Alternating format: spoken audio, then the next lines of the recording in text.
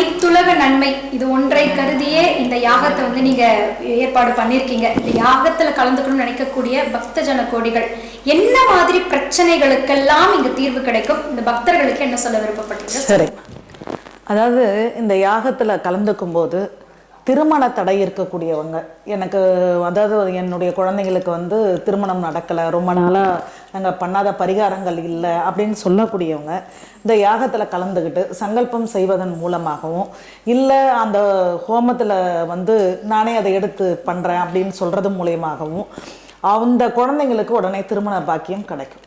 அது மட்டும் இல்லாமல் திருமணமாகி பல ஆண்டுகள் ஆகியும் புத்திரப்பேர் இல்லை அப்படின்னு வருத்தப்படுறவங்க, எத்தனையோ டாக்டரை நாங்கள் பார்த்தோம், எத்தனையோ ஆலயங்களுக்கு சென்றோன்றவங்க இதில் கலந்துக்கும் போது அந்த புத்திரப்பேருக்கு குறை இருக்காது. நான் தொழில் தொடங்கலான் இருக்கேன், அந்த தொழிலுக்கு பல தடைகள் இருக்குது. முதல் தடைன்றது மனுஷனுக்கு முதல் பணத்தடை தான் இருக்கும். பணம், அதுக்கப்புறம் இடம், நல்ல இடம் அமையிறது, அதுக்கப்புறம் வேலைக்கு ஆட்கள் கரெக்டாக அமையணும். இந்த மாதிரி விஷயங்களில் தடை இருக்கக்கூடியவங்க இந்த யாகத்தில் கலந்துக்கிறதுக்கு மூலயமா தொழிலுக்கு உள்ள தடை நிவர்த்தி ஆகிறதோடு மட்டும் இல்லாமல் தொழிலுடைய வளர்ச்சி அபிரமிதமாக இருக்கும். இந்த ஹோமத்தில் பங்கேற்கிறது மட்டும் இல்லாமல் அந்த பங்கேற்கக்கூடியவங்களுக்கு கலசங்கள் தரும், யந்திரம் தரும், புவனேஸ்வரனுடைய படத்தை கொடுக்குறோம், அது இல்லாமல் பிரசாதங்கள் தரும், ஹோமத்தில் பூஜிக்கப்பட்ட அந்த காப்பு கயிறு தரும், இந்த மாதிரி விஷயங்கள் தரும். இதை நித்தியப்படியே அவங்க வீட்டில் வச்சு ஒவ்வொரு நாளும் பூஜைகள் பண்ணும்போது இன்னும் அபிரமிதமான அந்த பலன்கள் கிடைக்க ஆரம்பிக்கும். மெயினாக கடன் பிரச்சனை, அதாவது கடனை மட்டும் வாங்கிட்டோம் அப்படின்னா தூக்கம் போயிடும் நம்ம வாழ்க்கையில். அந்த கடனை கொடுக்கணும் அப்படின்னா நம்மளுக்கு வருமானம் இருந்தால்தான் கடனை கொடுக்க முடியும். அந்த வருமானத்தையும் உண்டு பண்ணி அந்த கடனையும் அடைக்கிறதுக்கு ஒரு வழி கிடைக்கும் இந்த ஹோமத்தில் கலந்துக்கிறதுக்கு மூலயமா. குழந்தைகளுடைய கல்வி, இந்த யாகத்தில் ஒரு விசேஷமான ஒரு விஷயம் என்னன்னா, பேனா வாங்கிட்டு தேன் வாங்கிட்டு சங்கல்பம் செய்து அதை கொண்டு போகக்கூடிய இந்த மாணவ செல்வங்களுக்கு பெற்றோர்கள், அந்த குழந்தைங்க நல்லா படிக்க ஆரம்பிப்பாங்க, நல்ல மார்க் எடுக்க ஆரம்பிப்பாங்க, படிப்பில் கவனங்கள் திரும்ப ஆரம்பிக்கும். இதுக்கு அந்த பேனாவும் அந்த தேனும் பூஜை பண்ணி இங்கே கொடுக்கும். அது மட்டும் இல்லாமல் இப்போ எங்களுக்கு உடல் வியாதி இருக்குது, எத்தனையோ கொடிய வியாதிகள் இருக்குது. அதாவது கேன்சருக்குன்னு வேதத்தில் மந்திரமே இருக்குமா, ஒவ்வொரு வியாதிகளுக்கும் மந்திரங்கள் இருக்குது. ஆனால் கொடிய வியாதின்னு சொல்லக்கூடிய இந்த கேன்சருக்கு மந்திரம் இருக்குது. இந்த மந்திரத்தை சொல்லி பூஜை செய்து அந்த அதனுடைய பிரசாதங்களை கொண்டு வாங்கிட்டு போகிறவங்களுக்கு அந்த வியாதியிலிருந்து ஒரு நிவர்த்தி கிடைக்கும் கண்டிப்பாக.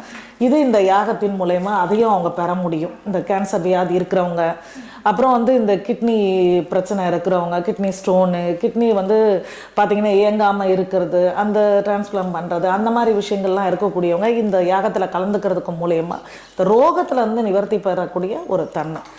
குடும்பத்தில் கணவன் மனைவி பிரச்சனை, அடங்காத பிள்ளைகள், அடங்காத மனைவி, அடங்காத கணவன், கெட்ட பழக்க வழக்கங்களில் இருக்கக்கூடியவங்க, அப்படிப்பட்டவங்க இந்த யாகத்தில் கலந்துக்கிறாங்கன்னும் போது அதற்கு கண்டிப்பாக ஒரு நிவர்த்தி கிடைக்கும்.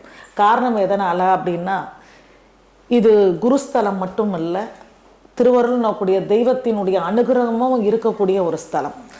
இரண்டும் ஒன்று சேர கிடைக்கக்கூடிய இந்த இடத்துல அற்புதமான நித்திய சண்டி யாகம் நடக்கிறதுனால எப்படிப்பட்ட அல்லல் படக்கூடியவங்க, துன்ப துயரத்தில் இருக்கக்கூடியவங்க இதில் கலந்துக்கும் போது அவங்க இல்லத்தில் இருக்கக்கூடிய பிரச்சனைகள் எதுவாக இருந்தாலும், எனக்கு வாடகை வீட்டிலே இத்தனை வருஷத்தில் வாழ்ந்துட்டேன், எனக்கு மண்மனை அமையலை, எனக்கு சொந்த வீடு இல்லைன்றவங்க இந்த யாகத்தில் கலந்துக்கும் போது தொடர்ந்து 3 ஆண்டுகள் என்னும் போது எப்பெல்லாம் தோணுதோ கலந்துக்கிட்டே இருக்கலாம்.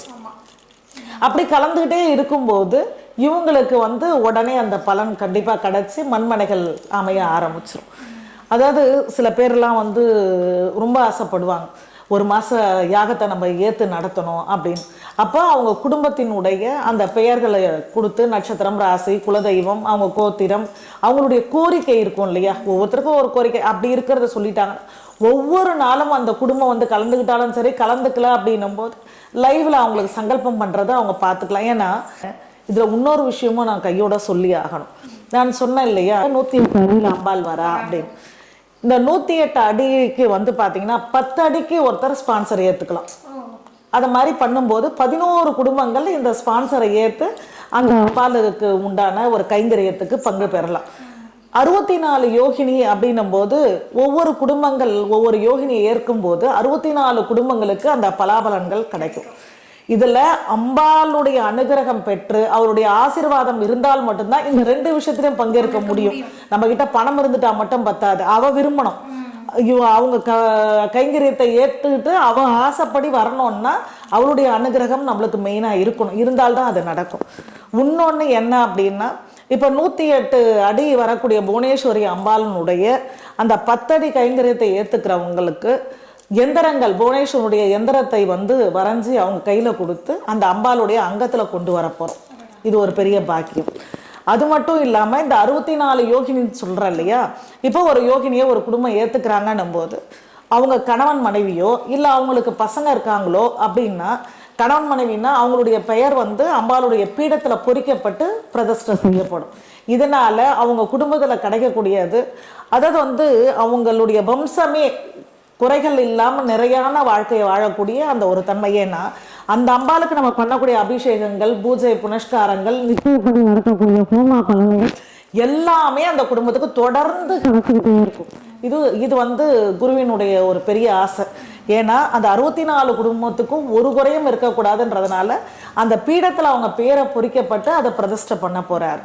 இந்த 108 அடிக்கு வந்து எந்திரத்தை அவங்க திருக்கரங்களால பண்ணி கொடுத்து அதில் சூட்சுமமான முறையில் அவங்களுடைய சில நிறைகள் குறைகள் எது இருக்கோ அந்த குறைகள் நிறைகளாக மாற்றத்துக்கு உண்டான சில முறைகள் அதில் பண்ணி அதை பிரதிஷ்டையாக அங்கே கொண்டு போயிடுவாங்க.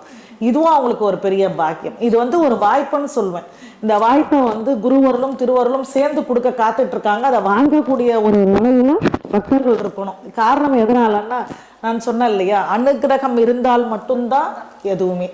அந்த அம்பாளுடைய அனுகிரகமோ நம்ம செய்த பூஜா புண்ணியங்களினுடைய ஒரு பாக்கியமும் இருந்தால் மட்டும் இந்த ஹோமத்துல கலந்துக்கிற ஒரு பாக்கியமோ, அதனால நம்ம பிரச்சனை தீரக்கூடிய ஒரு சந்தர்ப்பமோ அமையுமா. நிச்சயமா. அதாவது ஒரு முறை வந்து இந்த யாகத்துல கலந்துட்டவங்க அடிச்சு சொல்றோம், மறுமுறை திரும்ப திரும்ப வரணும் அப்படின்னு தூண்டக்கூடிய அளவுலதான் ஆத்மார்த்த ரீதியில இந்த மகா யாகம், நித்திய சண்டி மகா யாகம் நடைபெற இருக்கின்றது. இதுல உங்களுடைய பங்களிப்பும் இருக்கணும். 3 வருடங்களும் தொடர்ந்து நடத்துவதற்கான அருளையும் பலனையும் தா என்று தன்னுடைய முதலடியை அம்மா எடுத்து வச்சிருக்காங்க. இந்த முதலடியோடு நம்மளுடைய கரங்களையும் இணைத்து எல்லோரும் நலமும் வளமும் பெறணும் அப்படின்றதுக்காக தான் இந்த விஷயத்த இவர்கள் மூலமாகவே உங்ககிட்ட சொல்லணும் அப்படின்றதுக்காக தான் அவங்க இன்னைக்கு உங்க முன்னாடி வந்திருக்காங்க. இந்த வாய்ப்பை நீங்க எல்லோருமே பயன்படுத்திக்கோங்க. ஸ்கிரீன்ல தெரியக்கூடிய அந்த எண்ணுக்கு நீங்க அழைப்பை ஏற்படுத்தி அனைத்து விவரங்களையும் பெற முடியும். அம்பாளினுடைய ஆசியையும் அனுகிரகத்தையும் பெற முடியும்.